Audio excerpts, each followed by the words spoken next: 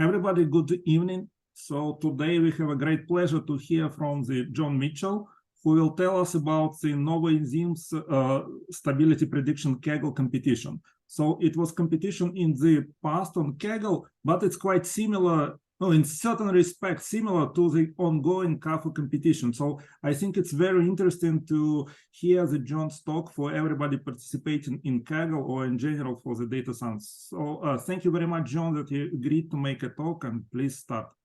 Right, so thank you, Alexander. Thank you for the invitation. It's fun to do this. It's been an enjoyable time in the, many of you will be in the protein function prediction competition. That's been enjoyable. I just want to look back at a previous competition, which is probably the most similar in recent years on Kaggle, which is another bioinformatics competition held about a year ago, or started about a year ago, which is the Novozymes Enzyme stability prediction competition.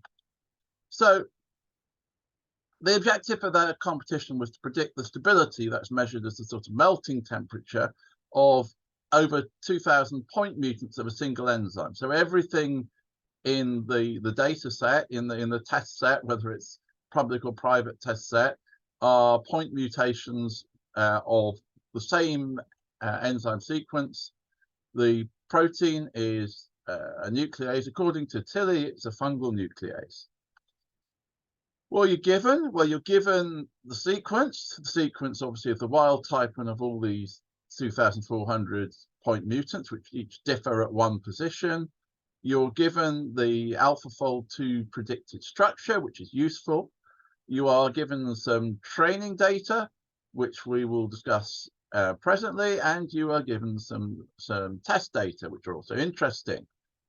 Right, okay, so what about the metrics? So for that particular competition, I mean, every Kaggle competition needs to have its own metric. It was measured by the Spearman's correlation coefficient between the ground truth and your predictions. And the main consequence of that was that you only needed to rank the stabilities, not to predict absolute values. So although the absolute values would be temperatures in degrees centigrade or Kelvin, you don't need to predict the actual temperature. You just need to predict which mutants will be more stable than others. So you need to rank them. So it's effectively a rank correlation. So what do the test data look like? So basically you have a bunch of sequences. They're actually just they're 221 residues long or thereabouts, depending if it's a deletion or not. You're given the pH at which the experiment was done, and you'll note the data source is Novozymes. One of the sequences is the native sequence, the wild type as it's called, and all the others differ from that by one change. Most of these changes are substitutions. That means an in-place replacement of one residue by another. And a few of them are deletions. That is where one residue from the sequence is removed from the sequence. I apologize, I've had a cold the last couple of weeks, so I'll probably have to drink a bit and to avoid coughing. Right, so you have substitutions and you have deletions, and that's important to remember.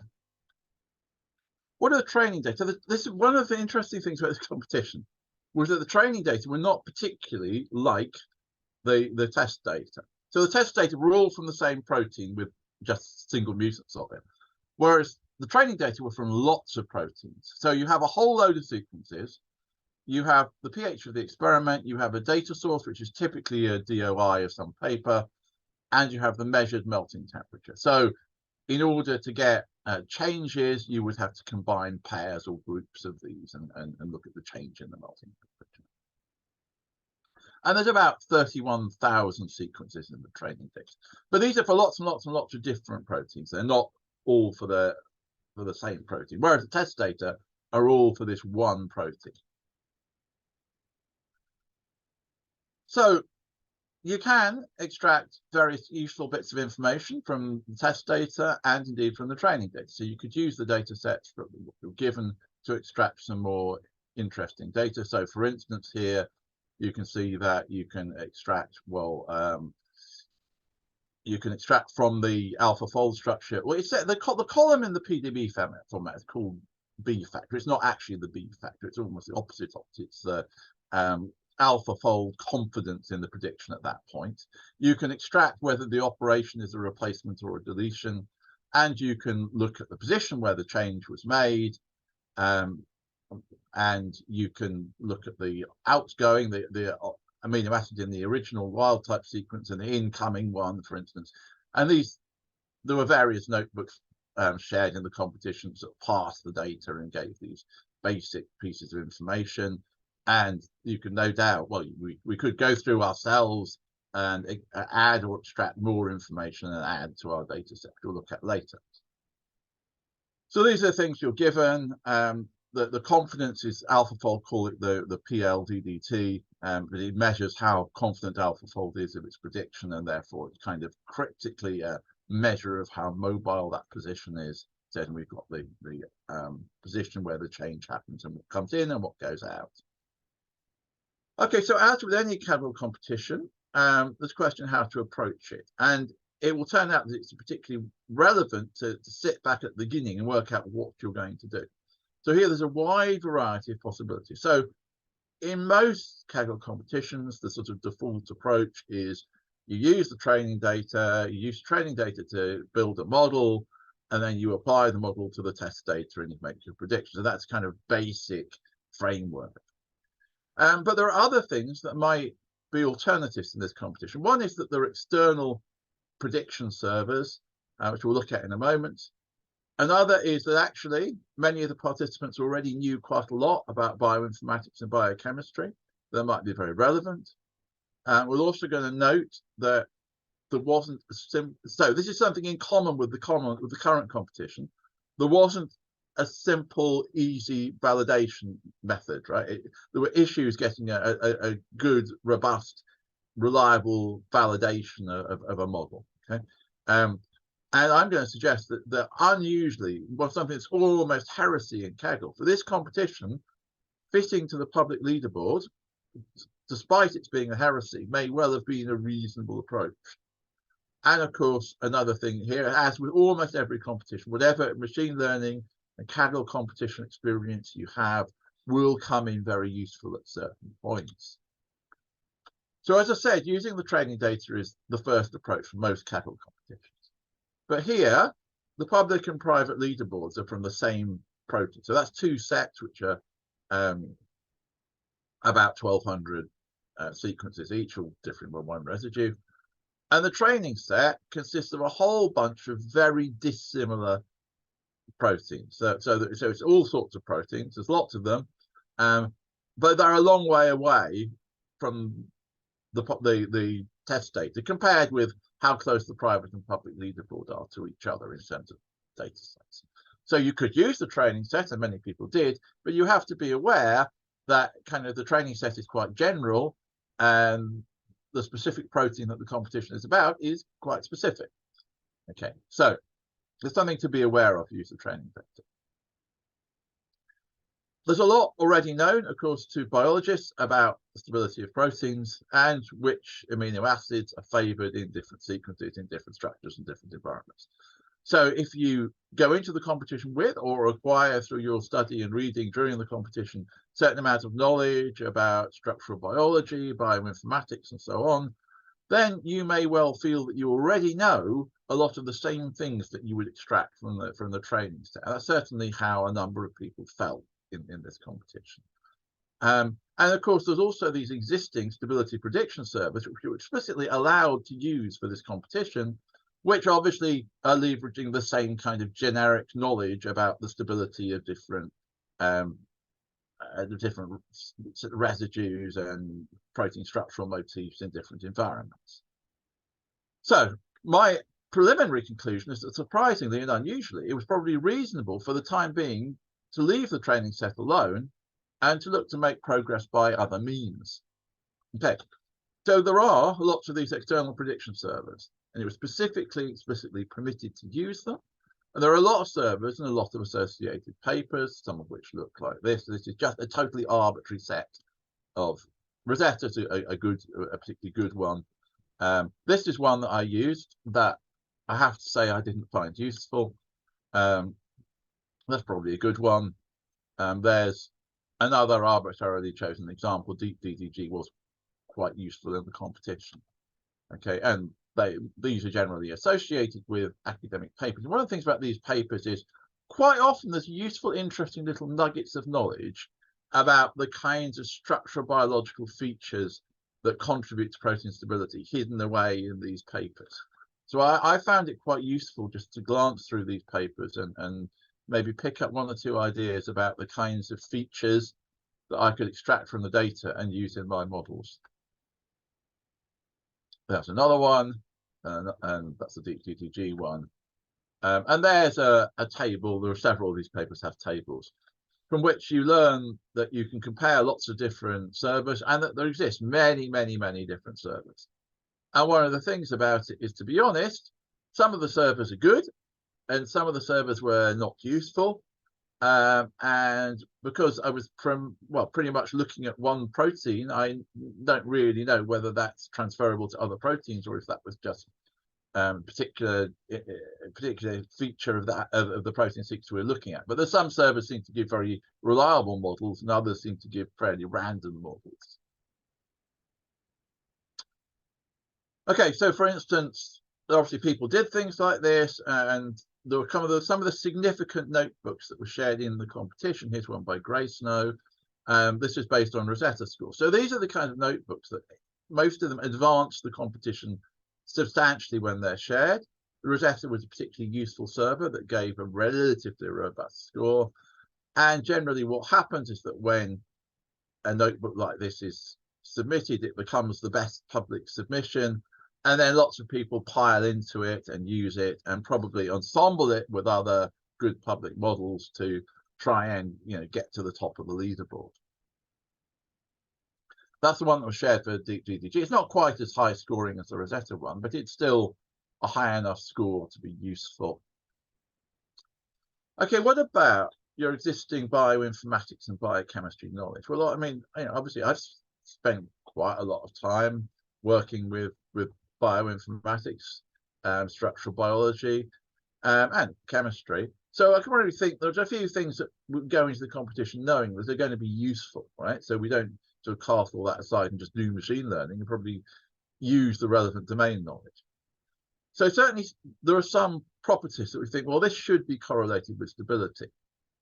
And I kind of want to think about them in two ways. So some of the properties are properties of the position in the protein structure, and other properties are properties of this particular change of residues that occurs, right?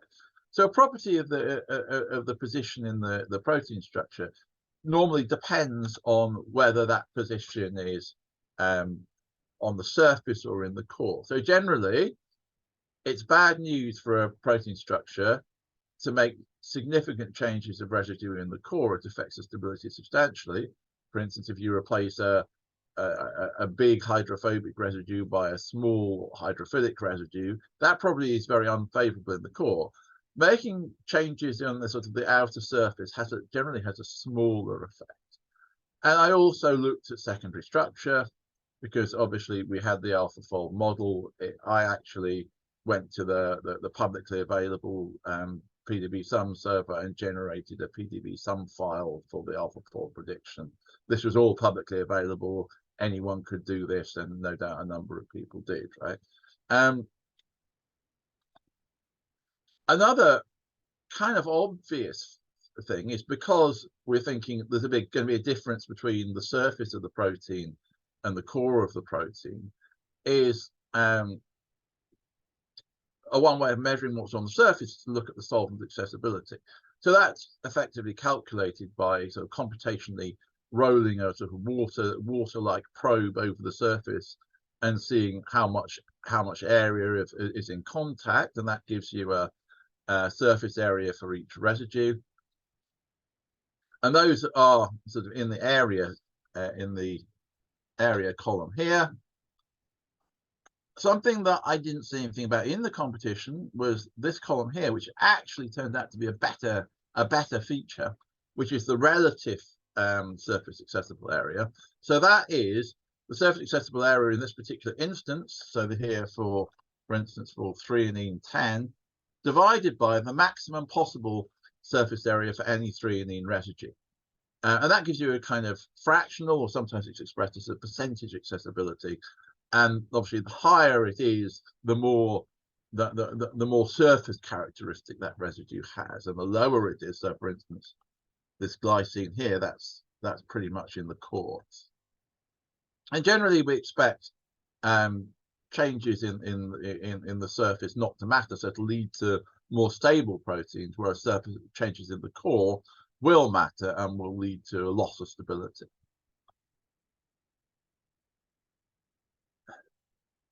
Okay, so a number of things. Here's a share. This, I think, was actually shared in the discussion tab, where someone has shared. So at the time, I was quite near the top of the public leaderboard, with a model that made a big use of accessibility, which nobody else had said anything about. When this is, I think, when this is shared, then you realize, okay, well, this is out now, so everyone knows that accessibility is important.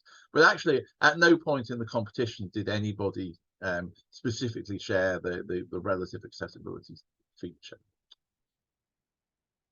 Okay, so another thing that comes from the same from the same background is that we expect AlphaFold to be more confident about the core residues because their positions are generally more tightly defined. Whereas the surface residues using an X-ray structure will be more mobile, we expect AlphaFold to be less confident about. And since the core regions are less tolerant of mutations, we expect that the confident regions should be less stable, and the non-confident regions should be more stable. So therefore, PLDDT should correlate negatively with the melting temperature. There's also a really clever note, which I would never have thought of, right? Really clever notebook here that was shared, that did a molecular dynamics simulation of the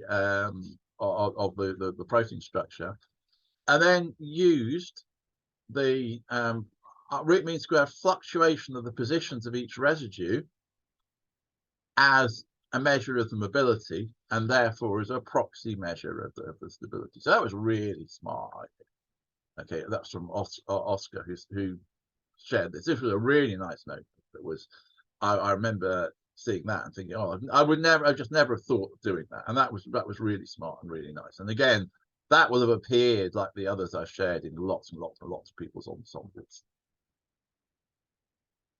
Okay, so that's kind of a bit about those features that depend on the position in the protein, but there's also a bunch of features that perhaps are more like the ones you could extract from the training data that depend on the specific residues. Okay. So, I mean, basically, people who know about bioinformatics already will be aware of substitution matrices. Right? So this is the Blossom 2 substitution matrix. And what this is telling you, basically, is how commonly each pair of possible residues interchange in protein sequences as a whole. And although this is on a logarithmic scale, the bigger numbers correspond to pairs that exchange more often. The biggest numbers, unsurprisingly, perhaps are on the diagonals where residues stay the same. But pairs of residues with larger numbers that are positive, for instance, exchange quite a lot, and those with only small negative numbers a little bit, and those with large negative numbers hardly at all. And you'll see, if you look at it, that larger numbers or less horrific numbers occur in the blocks where residues have kind of physical chemical similarity to each other, which are indicated here by the color. So it's kind of telling you what we've learned already from analysis of millions and millions of protein sequences and the changes in residues between them. And it's also telling you perhaps some of the same stuff you get from a kind of physical chemistry type analysis, physicochemical properties of the sizes and shapes and hydrophobicities of the residues, about which residues are similar to each other.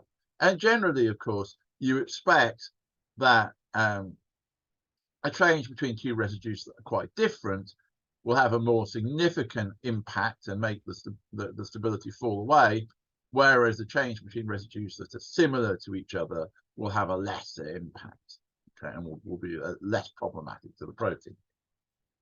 So here, Tilly shared this notebook where you had we've already talked a bit about surface area. Here he scaled the surface area by this Blossom 62 substitution matrix.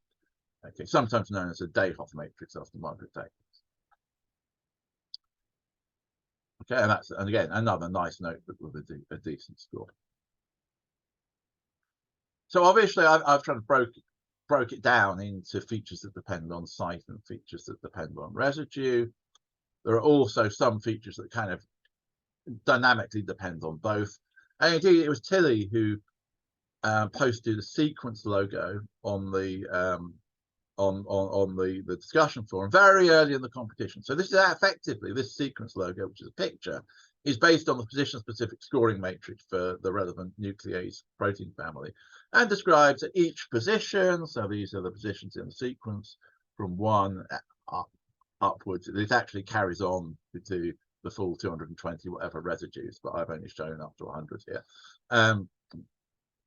Which residues are favoured, and it's I think very clear that just by the size of the letter, this is a residue that's favoured. Okay. So where there are multiple letters, so the letters are again the Margaret Dayhoff's one-letter code. Where there are multiple letters in a position, they are probably all interchangeable. Where one letter is big and everything else is small, then you really probably don't want to get away from that particular residue. And if a particular residue isn't listed there at all, then it's probably quite unusual to see it at that position. So, I mean, this is perhaps rather sad, but I spent about 2 weeks going through this sequence logo and transcribing every single position into residues and numbers, right? So generating myself a descriptor for that basically worked for every position, which residues were favored and which residues weren't at that position in the sequence. I found that easier than extracting than getting a PSSM matrix and extracting the data computation. So I'm sorry that I actually did that by hand, because I'm sure that's not what you were kind of encouraged doing in Kaggle, but that's what I found worked, was to literally create that, craft that feature from the logo that was in front of me. Okay, so basically, each of the ideas can generate either a model which can make predictions, or it can generate features that come out. So for instance, some of them are features you've seen, some of them are to do with the secondary structure. So this column tells you if you're in a helix or a strand, or this column tells you if you've got a big residue. This column tells you if you're in the core of the protein, because we're looking at the beginning of the file, we're in a sort of tail on the edge of it, and so we don't see anything in the core here. This is if both of these columns are 1, this column is 1. Making changes to bulkier residues in the core, something we're looking for, is probably unfavorable. This is the accessibility, the relative accessibility, the changes in molecular weight of the residues, and various other physicochemical properties for the old and new amino acids. So I generated an enormous great file, which I'll call it a matrix of these features, which went into my models. Talk about the validation. So for every Kaggle competition, and particularly the two we've been talking about, the enzyme stability one I'm talking about today, and the ongoing kappa protein function one, there's issues with validation, right? Both of them have potentially a problematic validation, in that the usual approach of kind of doing a cross-validation on the training set, and that being a good proxy for the training set to test set transition, that doesn't really work for either of those two competitions, right?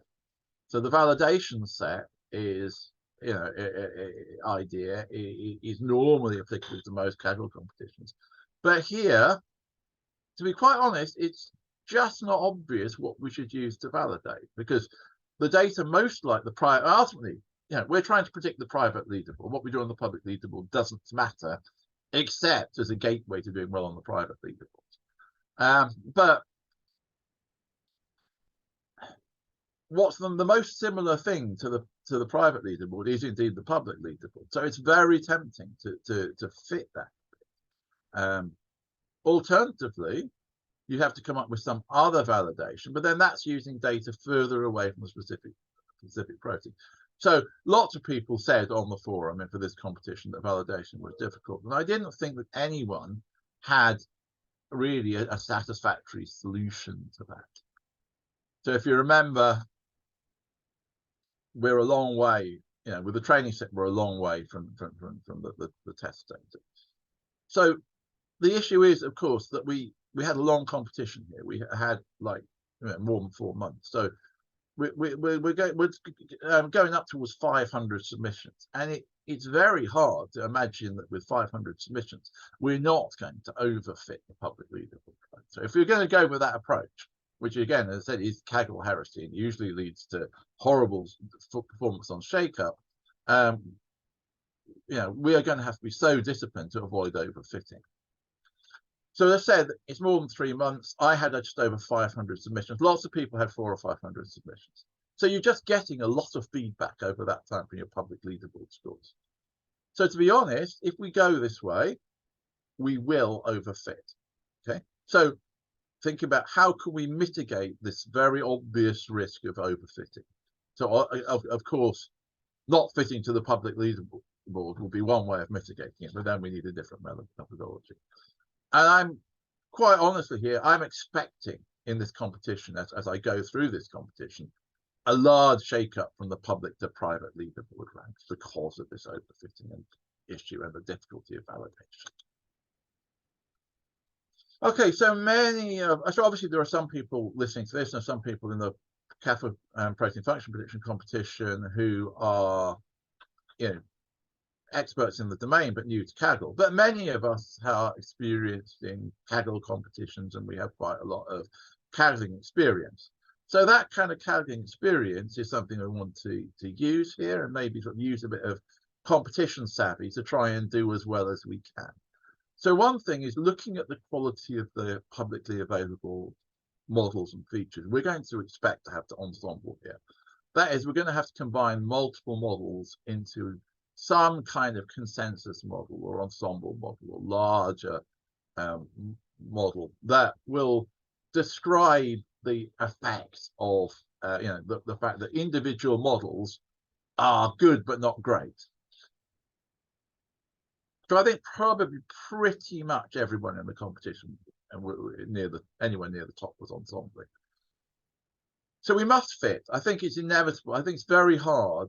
Well, okay, you could just submit the predictions of a server, right? But almost definitely you must do some kind of fitting. And because you're fitting, if you're fitting to the public leaderboard, you will overfit. If you're fitting to something else, you're going to have to spend a lot of time developing a robust validation procedure. So I am accepting I'm going to overfit because I want to minimize the amount by which I overfit. That means I want to be, obviously I have to be guided by the public leaderboard, but I cannot rely on it too much, or else I know that it will be problematic. And the other issue of competition savvy, which I want to talk about, because it's really relevant this week, right? Because lots of us are in the protein function prediction competition, and we are about at the stage where we are going to have to select our 2 chosen submissions. So if you don't do anything about selecting submissions, Kaggle will just submit your 2 highest scoring submissions on the public leaderboard. And if that's what you want, that's great. But we will need to think about how to do that. Okay, so just go through the major points from that. So yes, ensembling is going to happen. We get model scores, simple model produced model scores. Bringing in diversity, different kinds of features, different kinds of model will be key to doing well. Chris Diotti was a really major figure in this competition, so he contributed massively to the competition. Okay, he submitted this, which is actually involves the training data. Here's an example of some features that could be used for creating models, and it's kind of really this is a useful notebook for ensembling. I've already said, right, that you're going to overfit with 500 submissions. So one of the things to deal with that is we probably want to limit the extent to which we just add more parameters, right, to our model to get the score up a little bit. So we're probably going to have to think we want to bring in some criterion of model simplicity, because if we have lots and lots of parameters with all those submissions, we're going to overfit. Another thing we can do is we can think about whether the sign and the magnitude of the parameters that we're generating in our models are scientifically reasonable. So, for instance, if we had a model that suggested that accessible surface was unfavorable for stability, you want to look at that and say, is that really right? Is that really credible? So there are some places where, for instance, it turned out that the signs of certain coefficients of parameters would vary between the public and private leaderboards, for instance. So they were probably not robust. So we have to think about perhaps scientific robustness as a sign of features that are really important and models that are really genuinely likely to be good in a robust way. Okay, so the two submissions thing, and I think this is terribly important because it's something we have to do in every Kaggle, pretty much every Kaggle competition. I mean, some of them have one submission, and a very small proportion, the leaderboard for the public is the same as the private leaderboard. But generally, we have to select two submissions. And doing this is one of the keys to doing well in the competition. So things we could think about. So one is, I might well want to select two distinct model designs. We'll come back perhaps to why in a minute. Maybe one complicated model and one simple model. Complicated models perhaps more at risk of being overfitted. Simple models perhaps more at risk of being not quite good enough. Related to that, perhaps I might pick one model that's near the top, maybe my best or nearly my best model on the public leaderboard. That I think will do well if there's a small shake-up, if the private leaderboard turns out to be very like the public leaderboard. And another more robust, maybe slightly more general model that will work if the private leaderboard is unlike the public leaderboard, if there's a large shake-up. Or another possible strategy is to take one model that's kind of safe, that's well-established methodology, and do one totally crazy out-of-the-box thing that no one else will have thought of, one risky model. Maybe one typical model, one unusual model. So, I mean, as I suggested, for instance, a highly fitted model is not going to work if there's a big shake-up. But if the shake-up is small, then the highly fitted model may still be okay. But if the shake-up is large, then it will definitely have been overfitted to have too many parameters that don't really mean anything, and so on. So a simpler model with fewer parameters and less fitting will probably survive a big shake-up better. So here's an example. This is not from the current competition. This is just to illustrate what people mean by shake-up. So many of you will be very familiar with this. So what we got there is a plot for a competition of the private leaderboard rank, where because they're plotted as kind of natural numbers, right? The good is here. This is so first place is down here, and the public leaderboard rank. Okay, so public leaderboard, of course, is what you see on the leaderboard at the moment in the protein function competition, and private leaderboard is what ultimately matters, where your medals ultimately be based on. Okay. And this plot is a after the fact plot at the end of a competition. So if we look here, we see some models that have got quite a high number. That is not a very good looking rank on the public leaderboard, that will have looked like they weren't very good the day before the competition ended. But then when we actually see the final results revealed, their private rank is, down in below 100. So these are getting medals, these are getting silver medals, right? So these are perhaps surprisingly good models that have benefited from the shake-up. Whereas what we're seeing here is a lot of models that did well on the public leaderboard, have a very low public leaderboard number, so that they're in the top 50 or something in the public leaderboard. But when you get up to the private leaderboard, they were pretty poor, right? Okay. So they did much worse. So these are the models that suffered from the shake. And then here, and of course, several of the winning models are in, or high scoring models are in this category. You have models that are just robust, that are good on the private and good on the public. And that's kind of a good thing to aim for. But ultimately, what matters is where you finish. So it's, if you can get down here on the private leaderboard, which is what matters, from a low public leaderboard position, that's fine, right? Okay, but probably we expect to see lots of, you know, the good models in this region. And then up here are a load of models that are kind of quite good, that are shifting around between the two, the public and private ranks. And then above here, we got a whole bunch of hopeless models that are no good on either, right? And just form this tail up here, and they don't do well on the public or the private. And these are just poor models that haven't worked at all in either context. Okay, so here's an example of strategy, right? So this is taken from a horse race. And the thing you have to know in the situation, so normally, of course, if you've got a track that's vaguely circular, it's better to go around the inside because you go around the shorter distance. So on this particular day, however, it had been raining quite hard and there had been several races beforehand. So although it's not obvious from this video still, the ground on the inside was getting a bit muddy, whereas the ground on the outside was firmer. So you could probably go faster going around the outside, but on the other hand, going around the inside was a shorter distance. So it wasn't obvious what route you should take. So normally, often with these things, it's fairly obvious what route you should take, but here it wasn't obvious. And here you have only one submission. So either you go around the outside or you go around the inside, or you take some other route. And in this instance, all the horses over here went round the inside, and one horse went round the outside. Now, it's actually a very famous instance that the horse that went round the outside won this race, right? And that was a brilliant piece of jockeyship, if you sort of judge it post hoc at least, right? And the point there is that sometimes taking a different strategy to other people can elevate your probability of winning. So if you're in the big group, you have to be the best person in the big group to win. If you're in the small group, you perhaps only need the strategy of the small group to be significantly better than the strategy of the big group for you to win. So it's worth thinking whether you want to take an unusual strategy. Now here you have two submissions. So that's absolutely a benefit, right? You can hedge your bets. You can go around the inside with one submission and the outside with another.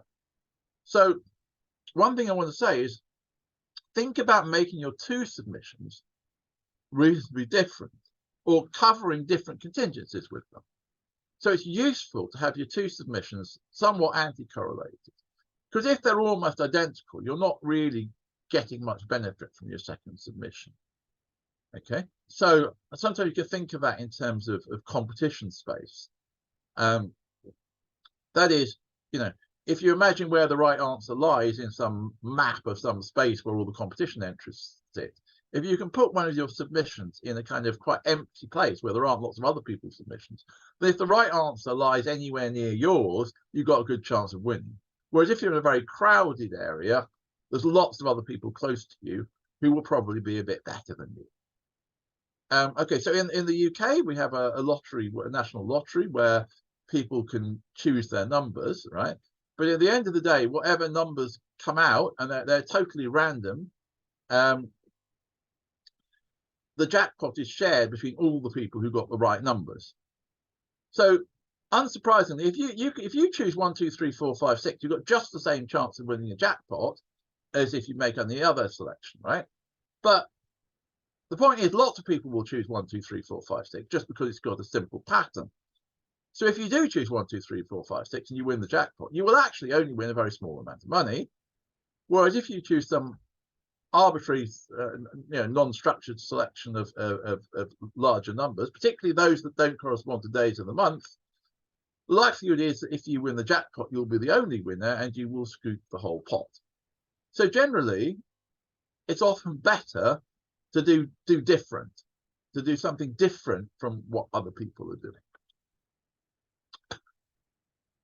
Okay, so think about that in terms of the current ongoing competition. Okay, so what happened in this particular competition? So the private and public leaderboards were two halves of the same protein. As I said, the training days were somewhat remote from these. And I thought, my view was, and it's shared by many people in the competition, that there wasn't any easy or obvious reliable validation. Lots of ideas, diverse, different ideas, some very clever ones were tried and shared as notebooks, and rubbish ones were as well, of course. And there were many ensembles which were basically needed because no approach was likely to do adequately well at this difficult problem of predicting protein stability. Now, inevitably, with about 4 months of competition, many of these ensemble models were massively overfitted. Okay, I wish that this were the private leaderboard, because if this were the private leaderboard, I would see smugly telling you the story of how I got a gold medal. Unfortunately, it isn't, and I'm not. Okay, so this is the public leaderboard on the as it was when the competition ended. Okay, and you can see a couple of things there. So one remarkable thing, which was featured competition, I haven't mentioned, is that Chris Diotti here has throughout the competition had a stunningly high score. Okay, so he's gone through this competition, and yeah, the conventional wisdom was the best you could do on this problem was probably about 0.7, and yet he's got his model scoring up over 0.8, and he ended up over 0.86. And the kind of the naive view was this guy has completely aced it, right? Okay, now that turns out, the truth turns out to be more complicated than that, but that's how it looked, right? And actually this other group of people here, the team that looked like they're in second place, actually made up a lot of this gap towards the end of the competition and got a closer score to hit. So also note that I've done 500 submissions, and I've kind of got myself into the gold medal zone probably by overfitting, as we'll see in a minute, but only in the public leaderboard. So those aren't medals that count, right? That's just what the public leaderboard looks like. Okay, so they've told you that the public and private leaderboards are two halves of the same protein. So what we're going to see when we see what actually happens. So unfortunately, for those of us who are near the top of the leaderboard in the public leaderboard, but generally unsurprising, there was a large shakeup. So the winner is someone completely different who's actually only risen 57 places, but quite a few people have risen into the gold medal zone from effectively nowhere. Okay. What will you see? There's no sign of Chris Diotti at all. No sign of me up in the top here. There is Tilly, an domain expert who has remarkably appeared in the gold medal zone, perhaps unsurprisingly. So the message there, first of all, is even like the guy who thought looked like he'd aced the competition clearly hasn't quite aced it. I've certainly not aced it, not adequately. And the winners are perhaps mostly completely different people. Actually, this guy, Mohammed Ahmed, did very well. He was 15th and went up to second, which is really good. So he's a really robust model, right? Okay, so it's a very different outcome. Now, Chris, who, I mean, to be honest, Chris fell to, I think, 900 and something's place, which is a bit of a catastrophe. On the other hand, he wasn't actually acing, he knew he wasn't acing the problem. He was basically deliberately overfitting the public leaderboard in order to try and extract the exact value of the stability of every protein in the public leaderboard data set, in order then to work out what underlying models gave rise to that pattern. And it was a really clever idea for hacking the competition, and he actually got very close to making it work. As we'll see in a minute, he, along with me and many other people in this competition, had unselected submissions that would have won gold medals, right? So lots of us are in that situation, but we didn't have good criteria for picking submissions, and we didn't pick what would have been our highest scoring submissions. Also, you have 500 submissions, right? Your chances of choosing the right one are relatively smaller. So in here, you see there were a handful of robust models. That includes, from this context, that includes the winner eggplant as well. A lot of public leaderboard leaders who fell a long way.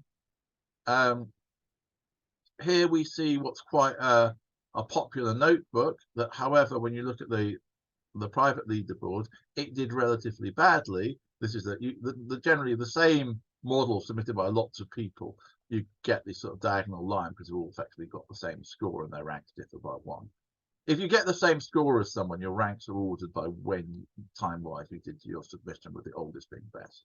Here's another popular notebook that actually did better on the private leaderboard than on the public. So these people who just submitted this notebook got medals, or almost all of them, apart from a couple at the end who missed out. But yeah, people submitting this got medals, did really well.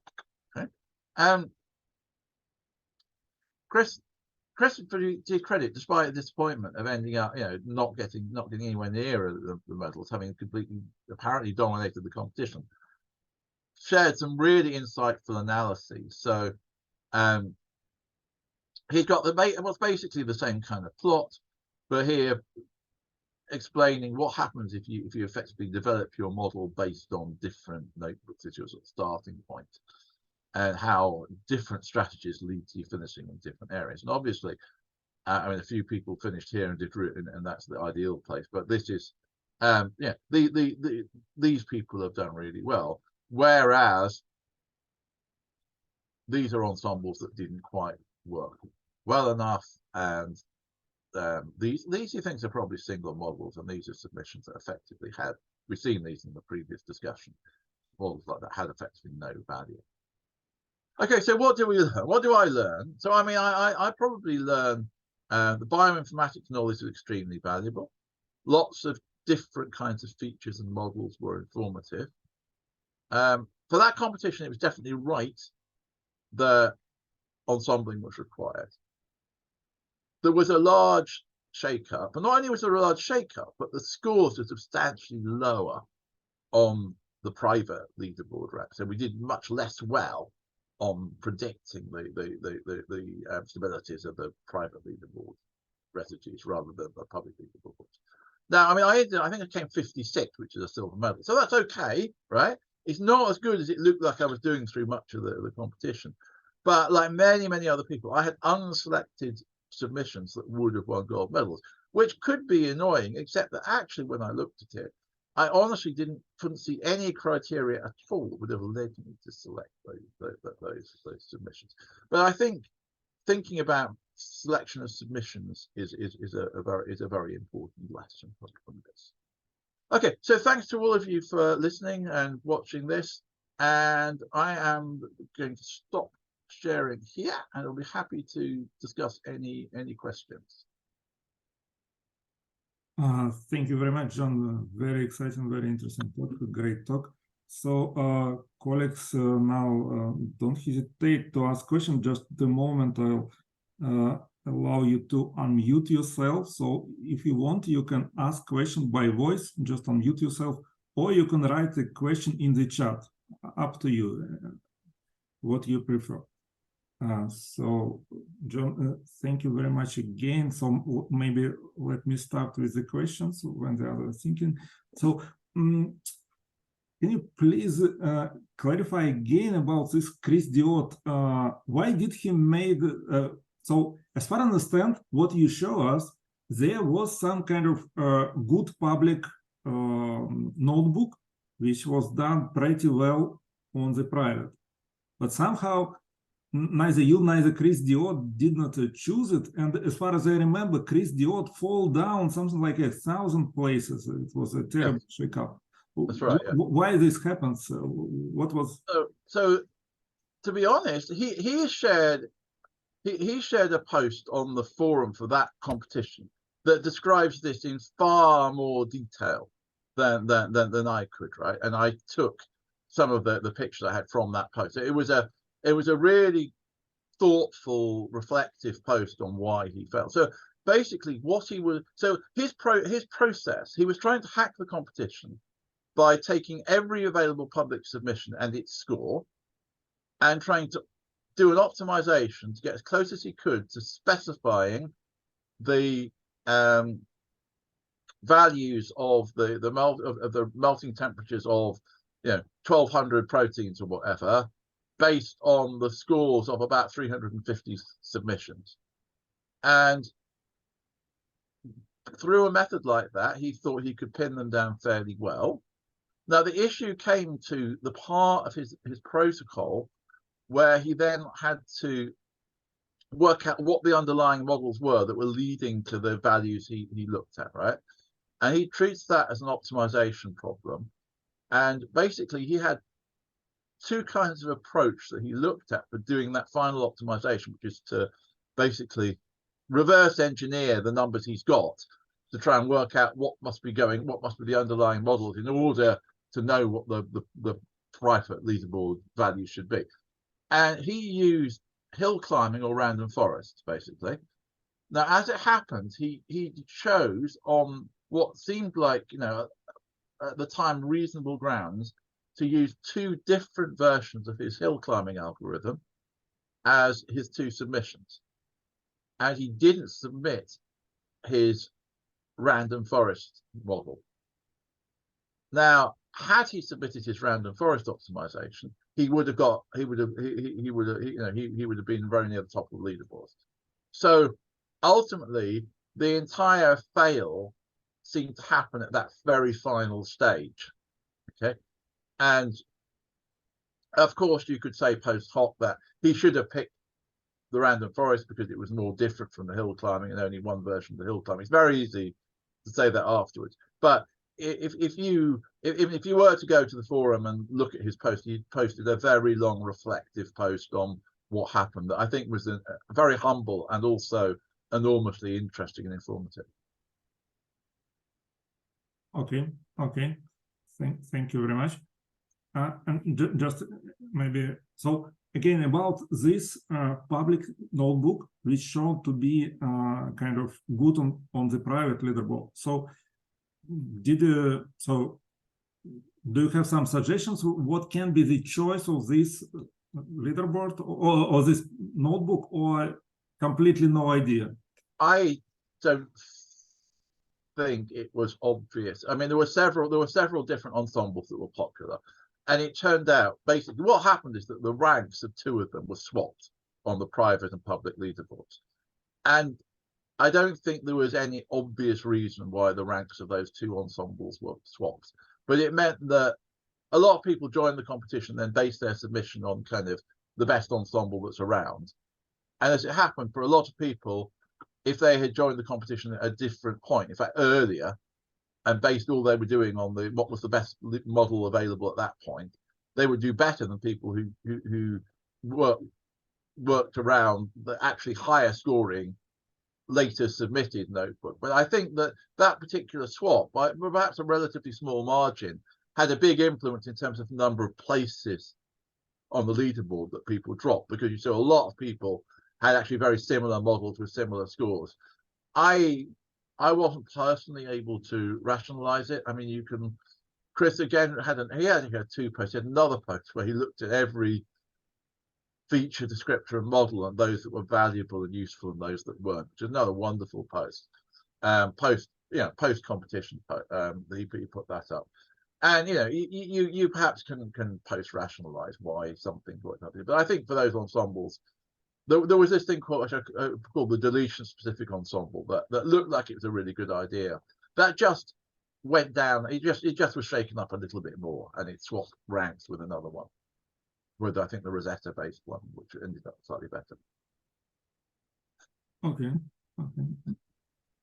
So colleagues, don't hesitate to ask questions, comments, suggestions, or whatever. It looks like there's something in the chat, right? Sorry, it was Michel Tinti who just said he need to go. All right. Okay. So it's okay. So maybe I'll ask a little bit more questions if you don't mind. So yes. What do? Yes, someone. Victor, do you want to ask a question? Yeah. First of all, thank you, Alexander, for the organization of these webinars, which I think that is very interesting. And also thank you, John, for your presentation. And so I also I've been in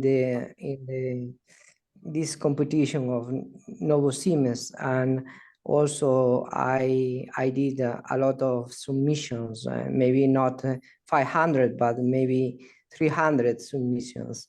And after this competition, some of them had options of some medals, but it was quite difficult for me to select which one would be for medals.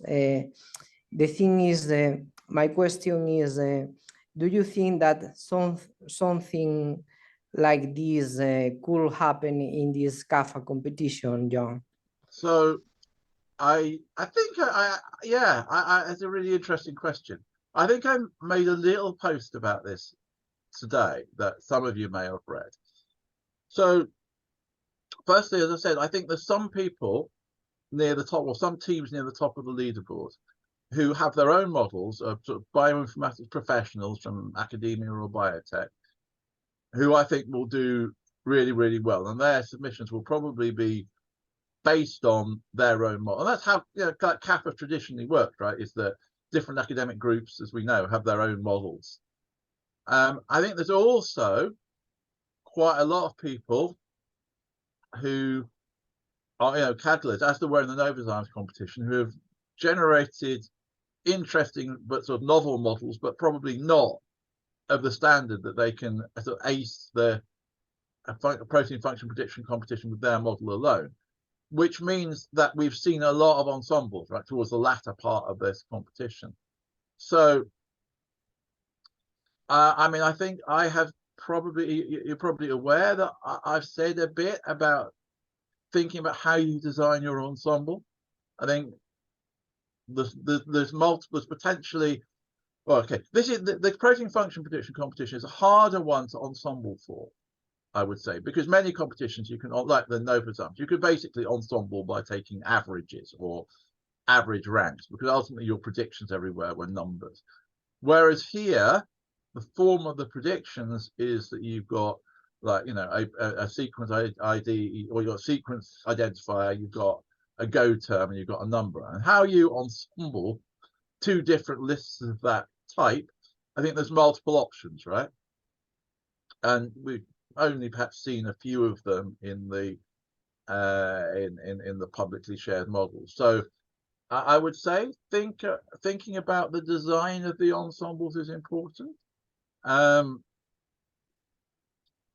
Because I mean, if for those people who don't have your own single powerful model, if you feel you've got to make an ensemble, then thinking about how you design that ensemble, particularly given what we think we know. I mean, there's been some discussions on the forum about the size of the public leaderboard set, which may be smaller than perhaps we had hoped.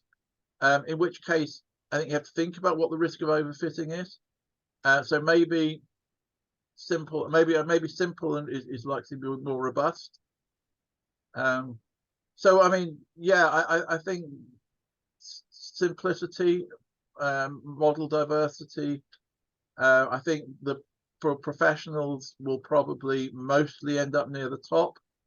I think we've seen a lot of people flying up the leaderboard in the last couple of days.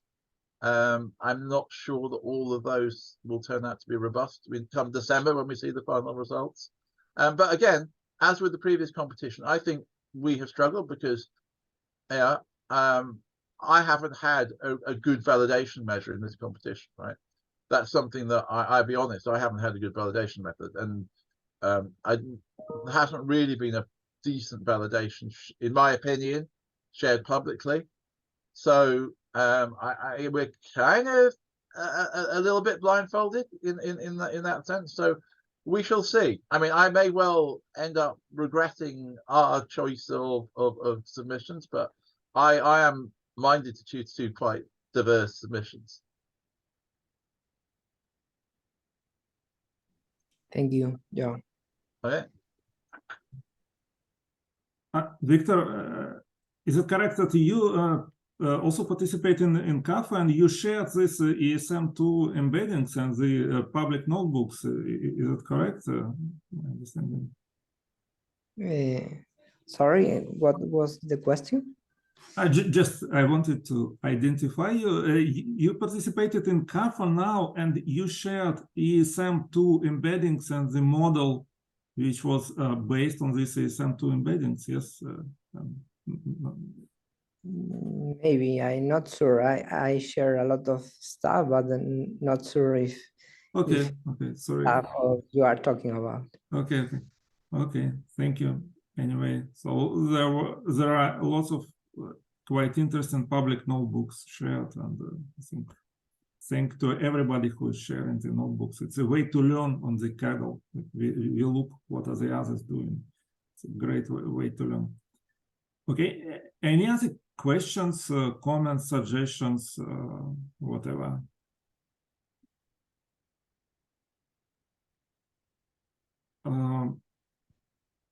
If no, then John, thank you very much again. It was a great talk and great explanations and lots of insights.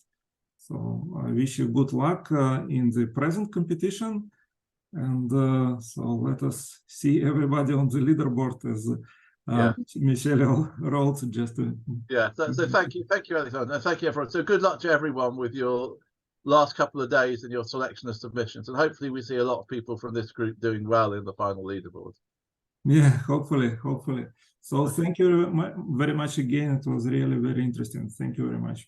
Okay. Bye then. Yeah. So goodbye, everybody.